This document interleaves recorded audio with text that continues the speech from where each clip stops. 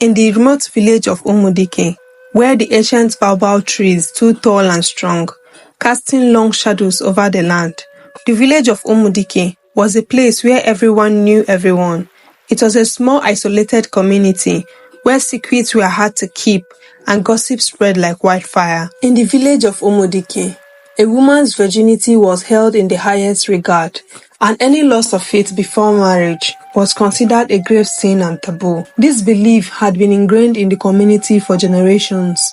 Among the villagers was Chika, a stunning woman known for her generosity and willingness to help others. Her kindness and contagious smile made her the object of admiration and jealousy among the other women. As she walked through the village, men would steal glances at her, intensifying the resentment the women around her felt. One fateful day, while returning home, Chika was ambushed by a group of masked men who assaulted her brutally, leaving her unable to walk properly. Devastated, she returned home and cried herself to sleep. Months passed, and it became evident that Chika was pregnant. Realizing her condition, she withdrew from the outside world, avoiding contact with others. After 9 long months, she gave birth to a baby boy. In a state of desperation, she pleaded with the midwife to keep her delivery a secret, fearing the repercussions of Umudike's traditions. However, before dawn, a group of elders knocked on her door.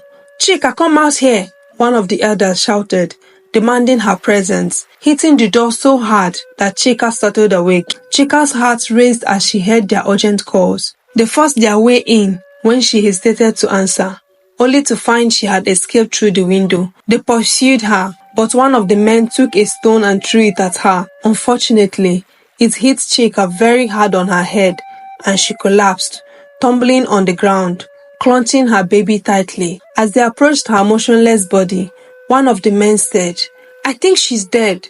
In a bid to conceal their crime, they took the child and abandoned him in the evil forest, vowing to keep Chika's fate a secret forever. Years later, the men who had wronged Chika met their demise one by one, while life in Umudike continued as if nothing had ever transpired. Then one day, Maduka, a handsome young man with chiseled features and eyes, seemed to see right through you. He moved into the village. He was quiet, polite, and always kept to himself. No one knew where he had come from, and he offered no explanations. But the village women were drawn to him, captivated by his charm and good looks. "Have you seen the new man in the village? He's so handsome. I wonder where he came from," one of the villagers said. "He's a mystery, that one. But I can't help but feel there's something different about him," another villager said. The women would gather in small groups, whispering about Maduka, their curiosity piqued by his presence, but no one knew his name, and no one dared to ask. He was a shadow moving through the village unnoticed, yet leaving an indelible mark on those who crossed his path. It wasn't long after Maduka's arrival that strange things began to happen in the village. Women started waking up in the middle of the night, drenched in sweat, their hearts pounding in their chests. They would have vague memories of a presence in their rooms, a figure standing over them, but they could never recall the details. The women of Umudike began to live in fear, plagued by nightmares they could not explain. They would wake up with the feeling that something terrible had happened, but they could never remember what. It was as if their minds were trying to protect them from a truth too horrifying to comprehend. Some of the women began to show signs of pregnancy, but when asked, they could not remember being with a man. The village midwife, Mama Ngozi, was baffled. She had delivered many children during her time, but had never encountered a situation like this before. "This is strange, very strange. These women are with child, yet they claim they have not been with a man. It makes no sense," Mama Ngozi told her friends one day as they were sitting and talking. The villagers began to whisper among themselves, their suspicions growing with each passing day. But no one could pinpoint the cause of the strange event, and the mystery of the pregnancies deepened. As the weeks passed, Maduka continued to move through the village, his presence becoming a normal part of daily life. He would help the men with their work, assist the elderly, and charm the women with his kindness. He seemed like the perfect gentleman, Too perfect, in fact. One particular woman caught his eye, Amaka, a beautiful young woman, betrothed to the village's most eligible bachelor, Chike. Amaka was known for her kindness and beauty, and it was no secret that many men had wished to marry her, but Chike had won her heart, and the entire village eagerly anticipated their wedding. Maduka, however, had other plans. He began to secretly court Amaka, whispering sweet words in her ear, promising her a life of excitement and adventure. He was persistent, and Amaka found herself drawn to him despite her love for Chike. I don't know what it is about him, but I can't stop thinking about him.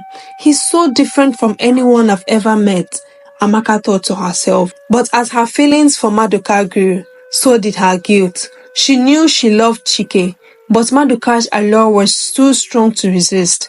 She began to distance herself from Chike, making excuses to avoid him. Her heart torn between two men. One fateful night, Amaka was walking home from a gathering at the village square. The moon was full, casting long shadows on the ground.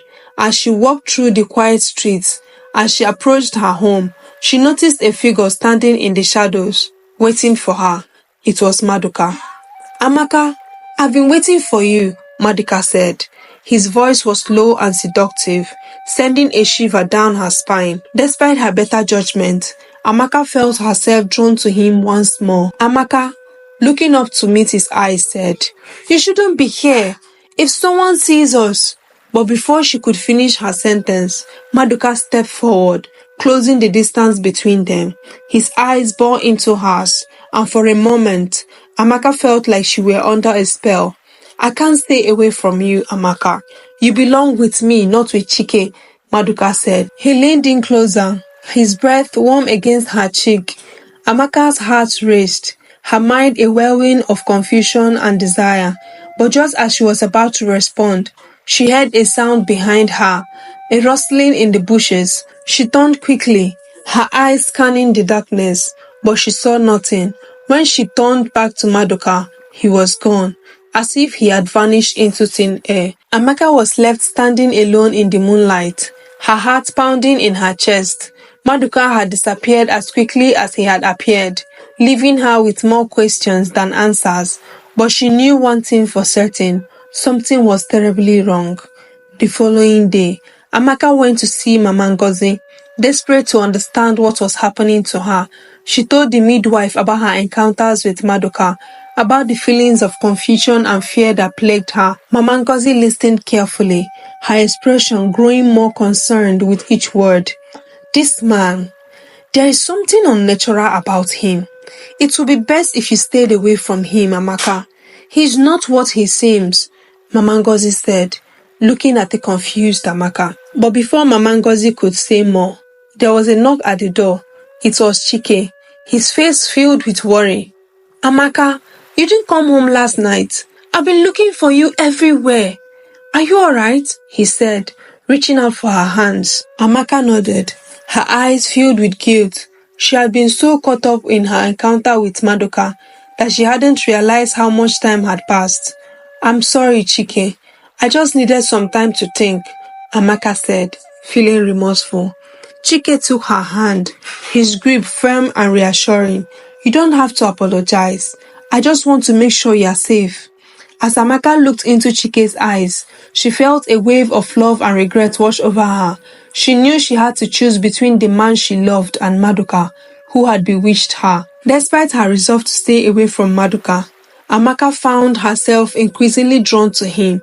She would catch glimpses of him in the market, or feel his eyes on her during village gatherings, and her heart would race each time. But alongside her attraction, a growing sense of dread gnawed at her. The strange events in the village, the women's mysterious pregnancies, and the unsettling dreams all seemed to point to something sinister. Meanwhile, the village continued to buzz with gossip. More women were showing signs of pregnancy, yet none could remember sleeping with a man. The village elders were baffled, and the men grew increasingly uneasy, their suspicions turning inward. Could there be a curse upon the village? Or was there something more human, more malevolent at play? One evening, As the sun dipped below the horizon and the village was bathed in the soft glow of twilight, Amaka made her way to the baobab tree at the edge of the village. It was a place of solace for her, a place where she could think and clear her mind. But on this particular evening, she was not alone. As she approached the tree, she saw Maduka standing in the shadows, waiting for her. Her heart skipped a beat, a mixture of fear and anticipation coursing through her veins. Amaka, I knew you would come, he said. His voice was soft, almost hypnotic, and despite her better judgment, Amaka found herself drawn to him once more. Why do you keep following me? What do you want from me? She asked. Maduka stepped closer, his eyes locking onto hers with an intensity that made her shiver. I want you, Amaka. I've wanted you from the moment I first saw you. But more than that, I want you to understand who I really am. But before Amaka could respond, Maduka reached out and took her hand, pulling her closer. His touch was almost too warm, and she felt a strange sensation wash over her. Something between desire and fear. I am not like the others in this village, Amaka. I carry within me a secret that no one else knows. A secret that I've kept hidden for far too long. Amaka's breath caught in her throat as Maduka leaned in, his lips brushing against her ear. Maduka's eyes darkened, a shadow passing over his handsome features. I was born different, Amaka. A freak, an outcast. The people in my village, they tormented me and bullied me for being what I am. And so I left, seeking a new life, a new beginning. But the anger, the bitterness, it followed me. And when I came to Umudike, I saw an opportunity to make them all pay. Amaka's heart pounded in her chest, the pieces of the puzzle slowly falling into place. You are the one who has been attacking the women in the village? You are the reason they are pregnant? Amaka stammered. Maduka nodded, a twisted smile playing on his lips. Yes, Amaka, it was me. I've taken what I wanted, and no one suspected a thing. Everyone thinks the land is cursed. Indeed, it was. Amaka felt a wave of nausea washed over her as the full horror of the situation sank in. You're a monster, Amaka said. Maduka's smile faded, replaced by a look of cold determination. Maybe I am, Amaka, but I did what I had to do. Your people don't deserve peace. And now you have a choice. You can stay with me, become part of my world, or you can walk away and forget you ever knew me. I am giving you this choice because I have fallen deeply in love with you, Maduka said, holding her hands. Amaka's mind raced, torn between fear and anger. She had to get away, had to warn the others, but Maduka's grip on her hand was tight, his eyes filled with a dangerous intensity. Amaka was trapped, caught in the web of Maduka's dark secrets. She knew she had to escape, to warn the village, but she also knew that doing so would put her own life in grave danger. Amaka's heart pounded in her chest as she tried to think of a way out. She had to act quickly before Maduka could do anything to stop her. I need to think about this. I can't make a decision right now, Amaka said, looking at Maduka's eyes. Maduka's eyes narrowed, but he loosened his grip on her hand. Very well, but don't take too long, Amaka. Time is running out, he said. Amaka nodded, her mind racing as she took a step back, then another. Without another word, she turned and ran, her feet pounding against the dead path as she raced back to the village. The wind whipped through her hair, and her heart felt like it was about to burst out of her chest, but she didn't stop. She couldn't stop. When she finally reached the village, she went straight to Chike's hut, her breath coming in ragged gasps. Chike, you have to help me. Chike looked up from where he was sitting, his eyes filled with concern. Amaka, what is wrong? What happened? Amaka struggled to catch her breath, the words stumbling out in a rush. It's Maduka. He's not who we thought he was. He's been attacking the women, making them pregnant. He's the one behind all this. Chike's eyes widened in shock, his face going pale. What? Are you sure? How do you know? Amaka nodded, her voice trembling with fear. He told me. He admitted everything. He is here to revenge what was done to him and his family. Chike stood up, his expression hardening.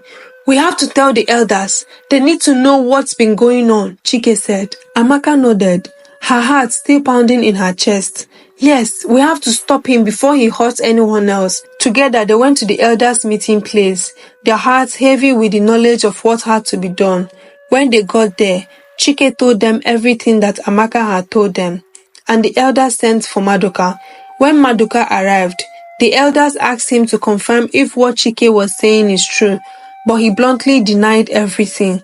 Instead, he told them that Amaka has been harassing him, telling him how she loved him and how he was trying to make her understand that it was cheating. If he was lying, they should ask her. Maduka changed everything, and everyone turned to Amaka. When Maduka finished speaking, the elders turned to Amaka, expecting her to confirm his story and recount what she had witnessed. But when Amaka opened her mouth to speak, no sound came out.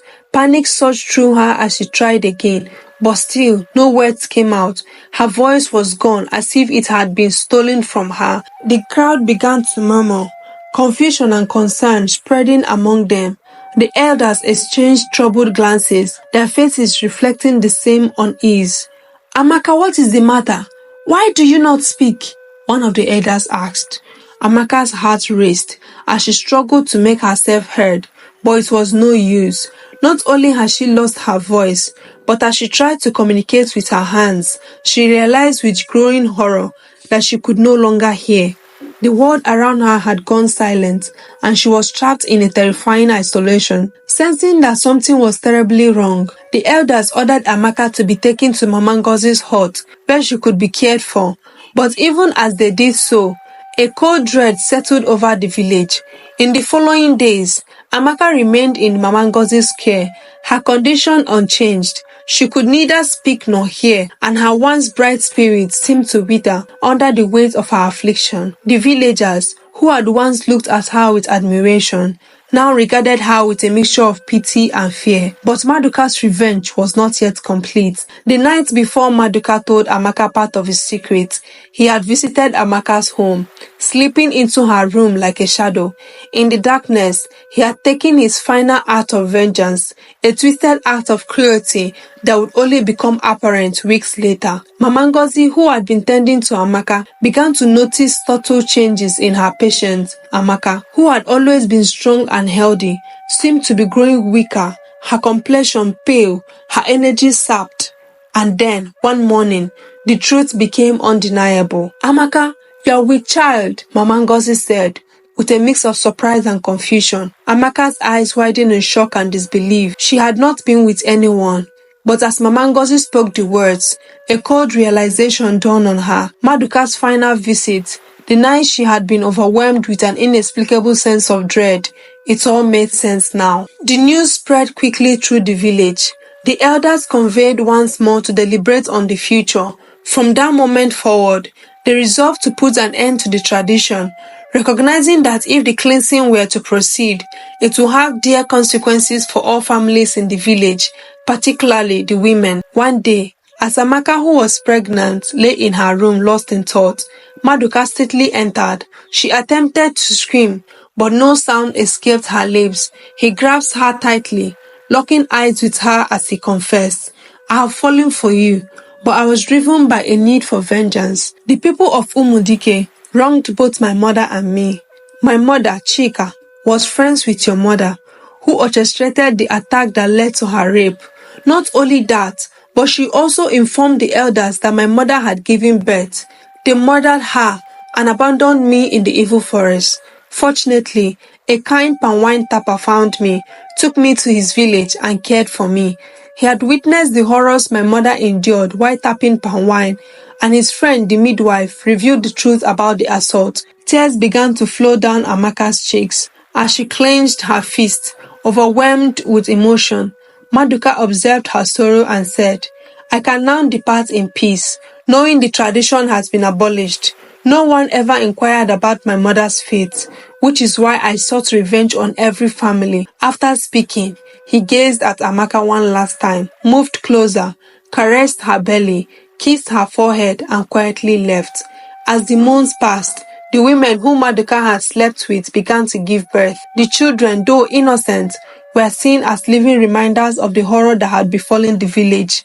Some villagers accepted them, raising them with love and care, while others shunned them, fearing that they carried their father's curse. Amaka too gave birth to a child, a beautiful baby boy who bore a striking resemblance to Madoka. The sight of him brought a mix of emotions, love, sorrow, and a deep, unshakable grief. Though she could not hear his cries or speak words of comfort, she held him close, her heart aching with the knowledge of what had been taken from her. The end. Thank you for watching this video. I hope you enjoyed it. Please subscribe, like, leave a comment, and share it with your friends and family. Until next time, please be safe and learn to forgive. Bye.